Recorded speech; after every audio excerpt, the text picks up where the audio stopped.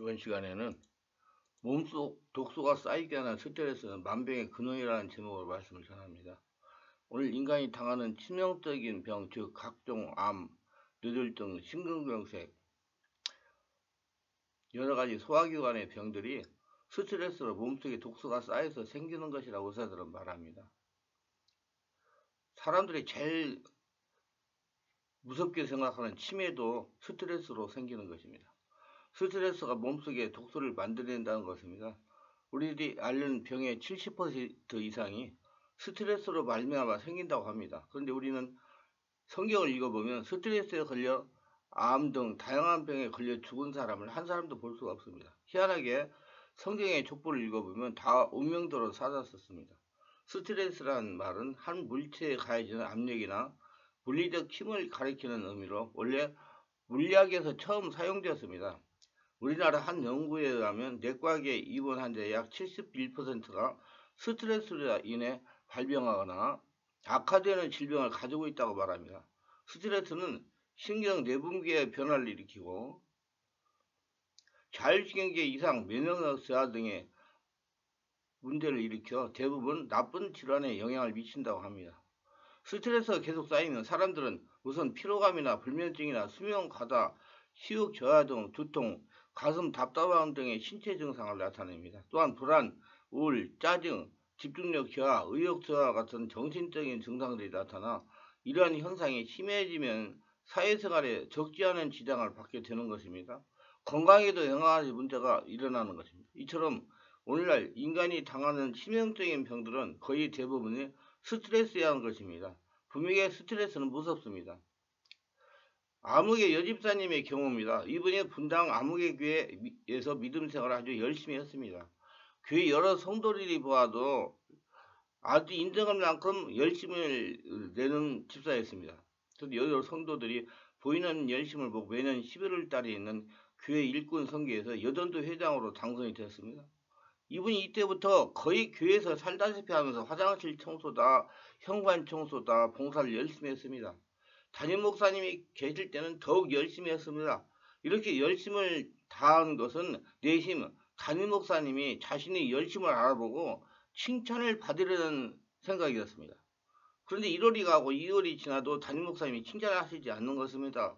그래서 서서히 담임 목사님을 향한 원망으로 바뀐 겁니다.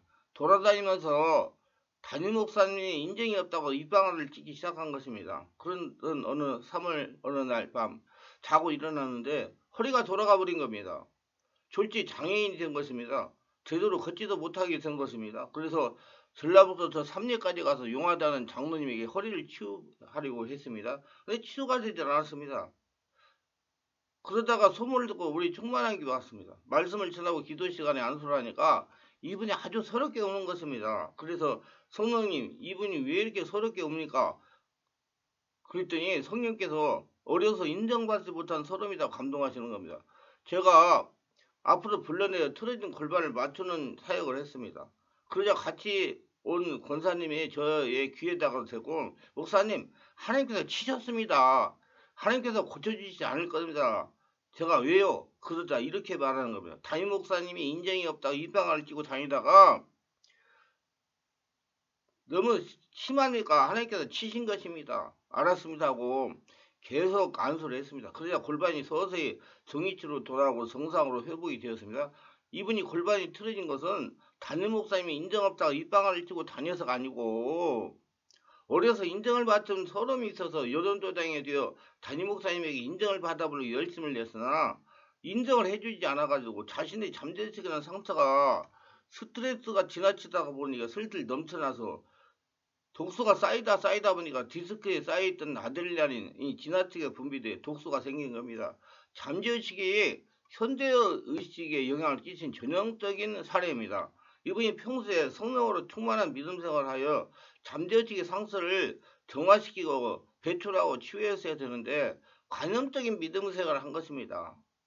잠재의식의 상처가 현재의식을 계속적으로 자극을 하여 몸속에 독소가 넘쳐나도 역사한 겁니다. 이와 같이 스트레스는 독이며 뼈도 틀어지게 하는 무서운 적입니다. 스트레스는 잠재의식에 쌓여있는 영적이고 심리적인 독소를 만들어냅니다. 이 독소가 지금 천국을 만끽하며 누리지 못하게 적극적으로 방해합니다. 여러가지 육체의 질병으로 발생해가지고 고통을 당하게 합니다. 미리 성령으로 기도하여 내면을 강화하여 스트레스를 정화해야 됩니다. 그럼 왜 스트레스에 걸립니까?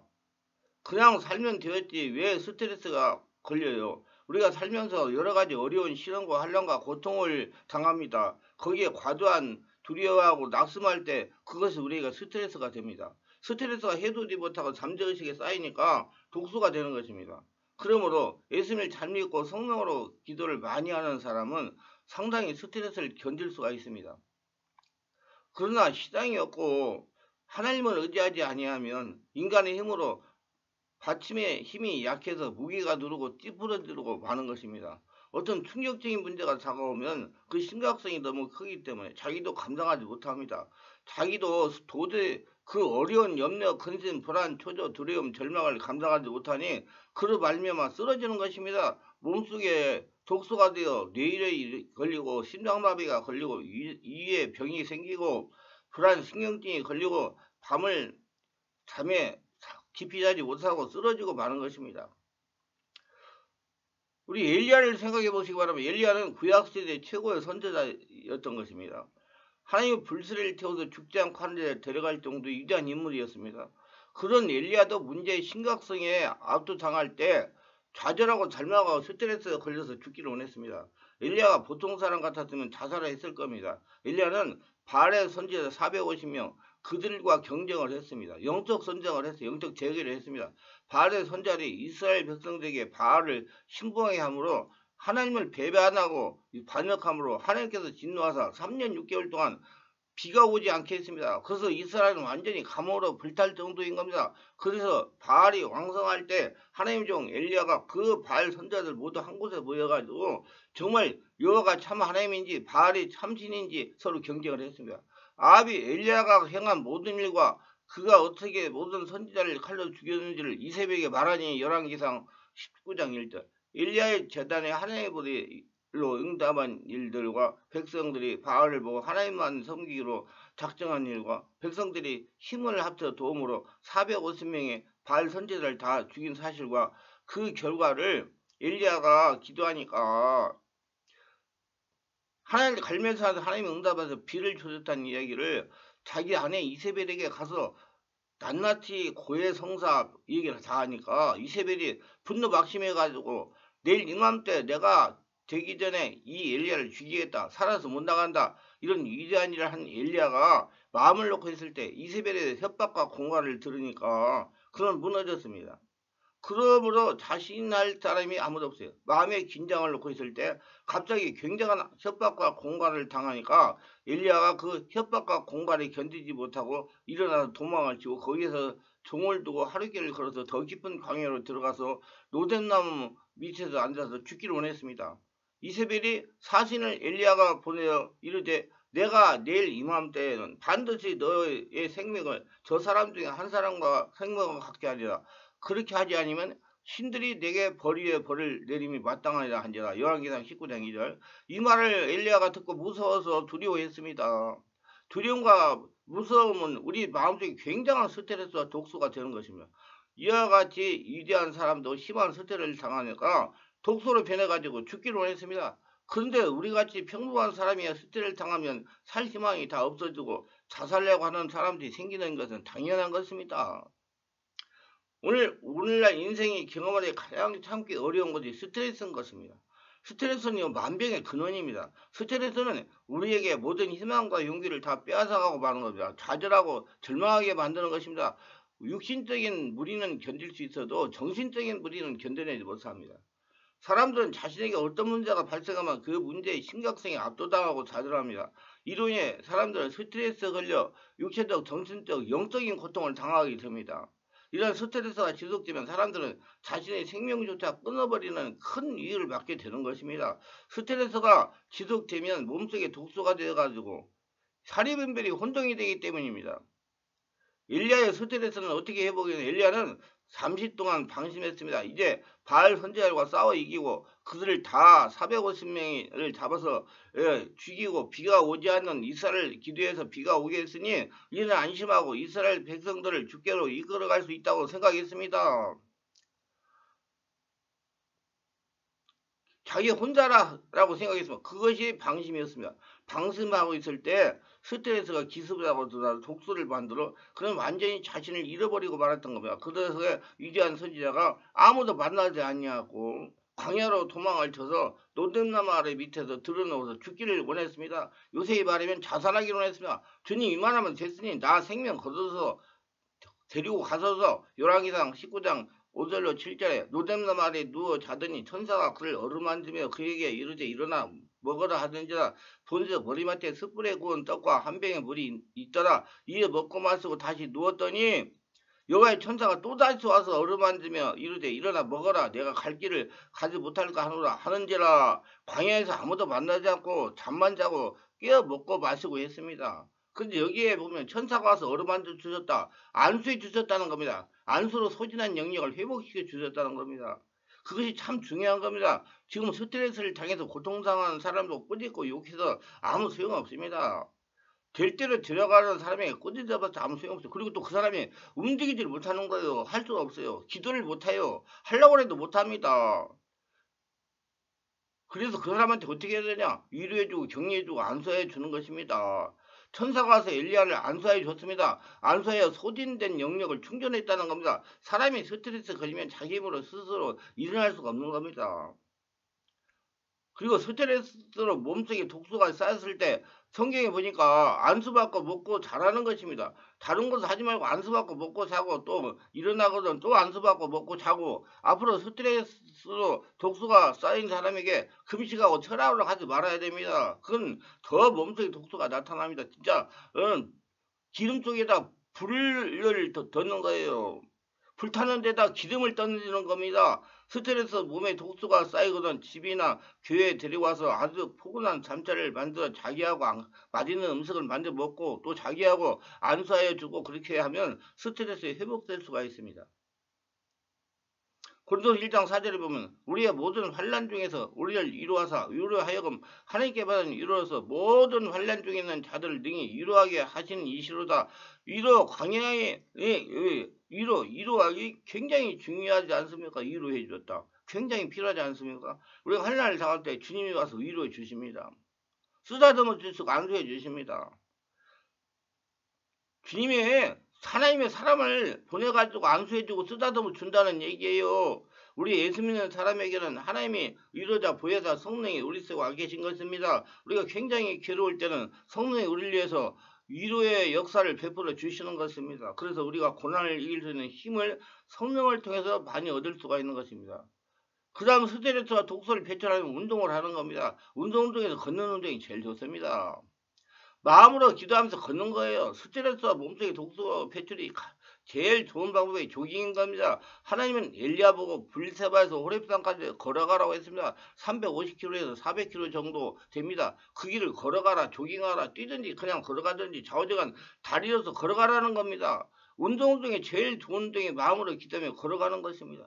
그러면요 걷을 때 뇌가 활성화가 되고 온몸의 혈액순환이 잘 되어서요 스트레스 독소가 정화되고 피로가 없어지고 건강해지는 겁니다. 저는 하루에 한 번씩